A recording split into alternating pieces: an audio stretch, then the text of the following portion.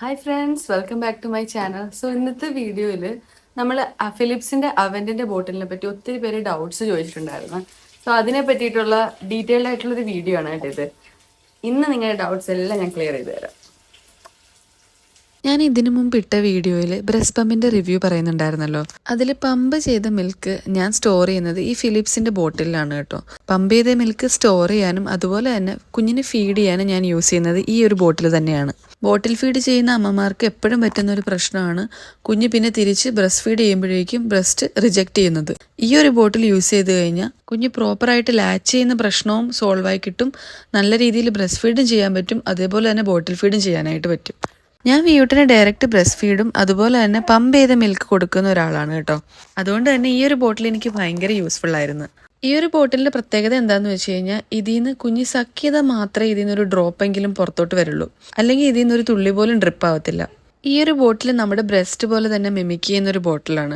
അതുകൊണ്ട് തന്നെ ഇതിന്റെ നിപ്പിൾ പോർഷൻ ആണെങ്കിലും നല്ല സോഫ്റ്റ് ആണ്. എന്റെ കയ്യിൽ ഫിലിപ്സ് 7ന്റെ 3 വലിയ ബോട്ടിലും 2 ചെറിയ ബോട്ടിലുമാണ് ഉള്ളത്. അതിൽ വലിയ ബോട്ടിൽ 260 ml ചെറിയ ബോട്ടിൽ 125 ml ആണ്. പിന്നെ ഈ ബോട്ടിൽ മേടിക്കുമ്പോൾ ശ്രദ്ധിക്കേണ്ട കുറച്ച് കാര്യങ്ങളുണ്ട്. അതായത് ഈ ബോട്ടിലിന്റെ നിപ്പിളിന്റെ ഫ്ലോ പലതിനും പല രീതിയിലാണ്. അത് നമ്മൾ മേടിക്കുന്ന ബോട്ടിലിന്റെ കവറിലുണ്ടാവും. Slow flow, medium flow, fast flow, അങ്ങനെ ഓരോ ഫ്ലോ ഉണ്ട്. ന്യൂ ബോൺസിനൊക്കെ ആണെങ്കിൽ ഏറ്റവും നല്ലത് സ്ലോ ഫ്ലോ തന്നെയാണ്. ആ സമയം ഇപ്പൊ എന്റെ ഭാവിക്ക് 2 മാസം കഴിഞ്ഞു. അവന് ഒരു മീഡിയം ഫ്ലോ തന്നെ വേണം, അല്ലെങ്കിൽ കുഞ്ഞുങ്ങൾ ഭയങ്കരമായിട്ട് ഇറിറ്റേറ്റഡ് ആവാൻ ചാൻസ് ഉണ്ട്. ഒരു 2 മന്ത് ബേബിക്കൊക്കെ മീഡിയം ഫ്ലോ ബെറ്റർ ആണ്. നമ്മുടെ ബ്രസ്റ്റ് ആണെങ്കിലും കുഞ്ഞ് സക്ക് ചെയ്താലല്ലേ കിട്ടത്തുള്ളൂ. അതുപോലെ തന്നെയാണ് ബോട്ടിൽ ഫീഡ് ചെയ്യുന്ന സമയത്താണെങ്കിലും കുഞ്ഞ് സഖ്യത മാത്രം കിട്ടുന്ന ടൈപ്പ് ബോട്ടിൽ മേടിക്കുന്നതാണ് എപ്പോഴും നല്ലത്. ഇനി ഈ ബോട്ടിലെ നിപ്പിൾ നമുക്ക് ഇതുപോലെ സെപ്പറേറ്റ് ചെയ്യാനായിട്ട് പറ്റും. പിന്നീട് നമുക്ക് കുഞ്ഞിന്റെ വളർച്ചയ്ക്കനുസരിച്ച് ഇതിന്റെ ഫ്ലോയ്ക്ക് ചേഞ്ചസ് വരുത്താൻ പറ്റും. അതിന് സെപ്പറേറ്റ് നിപ്പിൾ മാത്രം മേടിച്ചാൽ മതി. ബോട്ടിൽ ഫുള്ള് മേടിക്കേണ്ട കാര്യമില്ല. നിപ്പിള് മാത്രമായിട്ട് സെപ്പറേറ്റ് മേടിക്കാനും കിട്ടും. ഈ നിപ്പിളിൽ ഓരോ അടയാളം കൊടുത്തിട്ടുണ്ടാവും, ഇതുപോലെ 2,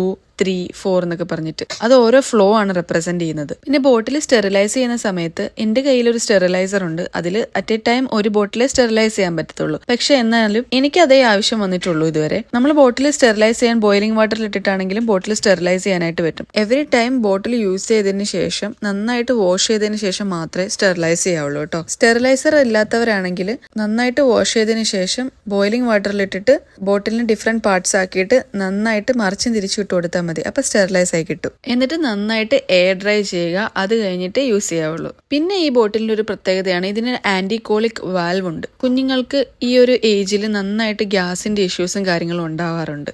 അപ്പൊ ആന്റികോളിക് ആയിട്ടുള്ള ഒരു വാൽവ് ഈ ഒരു ബോട്ടിൽ തന്നെ ഉണ്ട്. അതായത് ഈ നിപ്പിളിന്റെ ഈ ഒരു പോർഷൻ നമ്മൾ ആ ഒരു വാൽവുമായിട്ട് കണക്ട് ചെയ്യുന്ന രീതിയിൽ വേണം പ്ലേസ് ചെയ്യാനായിട്ട്. കാര്യം എന്താന്ന് വെച്ചാൽ കുഞ്ഞുങ്ങൾ സക്ക് ചെയ്യുന്നത് ഈ ഒരു ഡയറക്ഷനിലായിരിക്കും. അതുകൊണ്ട് ഈ ഒരു ഓപ്പണിങ് 2 സൈഡിലോട്ട് വരാതെ നോക്കുക. അത് ഒന്നെങ്കിൽ മേളിലോ താഴെയോ ആയിട്ട് വരുന്ന രീതിയിൽ വേണം നമ്മൾ പ്ലേസ് ചെയ്യാനായിട്ട്. എപ്പോഴും കുഞ്ഞിന് പാല് കൊടുക്കുമ്പോൾ ഒന്നെങ്കിൽ കുഞ്ഞിന്റെ ചുണ്ടിന്റെ മേളിലായിട്ടോ അല്ലെങ്കിൽ ചുണ്ടിന്റെ താഴെയായിട്ടോ വേണം ഈ ഒരു വാൽവ് വരേണ്ടത്. അപ്പൊ ട്രാപ്ഡ് ഗ്യാസ് അങ്ങനെയുള്ള ഇഷ്യൂസ് ഒന്നും ഉണ്ടാവത്തില്ല. ഇതൊക്കെ കൊണ്ട് തന്നെയാണ് ഞാൻ ഈ ഒരു ബോട്ടിൽ യൂസ് ചെയ്യാൻ സ്റ്റാർട്ട് ചെയ്തത് തന്നെ. പിന്നെ മിൽക്ക് സ്റ്റോർ ചെയ്യുന്ന കാര്യം അത് ഞാൻ എന്റെ ബ്രസ്റ്റ് പമ്പിന്റെ വീഡിയോയിൽ ഞാൻ ക്ലിയർ ആയിട്ട് പറയുന്നുണ്ട്. മിൽക്ക് ഫ്രിഡ്ജിനകത്ത് സ്റ്റോർ ചെയ്യുമ്പോഴേക്കും 4 days, പുറത്താണെങ്കിൽ റൂം ടെമ്പറേച്ചറിൽ 4 hours, അതുപോലെ തന്നെ ഫ്രീസറിലാണെങ്കിൽ 6 months വരെ ഇരിക്കും. എപ്പോഴും ഫ്രിഡ്ജിന്റെ അകത്ത് ഡോറിന്റെ ബാക്കിലായിട്ട് സ്റ്റോർ ചെയ്യാൻ നോക്കുക. ഡോറിന്റെ സൈഡിലായിട്ട് സ്റ്റോർ ചെയ്യരുത്. പിന്നെ ഞാൻ യൂസ് ചെയ്യുന്ന ബ്രസ്റ്റ് പമ്പ് ഏതാണെന്നും അതിന്റെ ഡീറ്റെയിൽഡ് റിവ്യൂവും ഞാൻ ഓൾറെഡി ഒരു വീഡിയോ ചെയ്തിട്ടുണ്ട്. അപ്പൊ അത് കാണാത്തവരുണ്ടെങ്കിൽ എന്തായാലും ആ വീഡിയോ ഒന്ന് കണ്ടു നോക്കുക കേട്ടോ. സോ ഈ ഒരു വീഡിയോയിൽ ഈ ഒരു ബോട്ടിലിനെ പറ്റി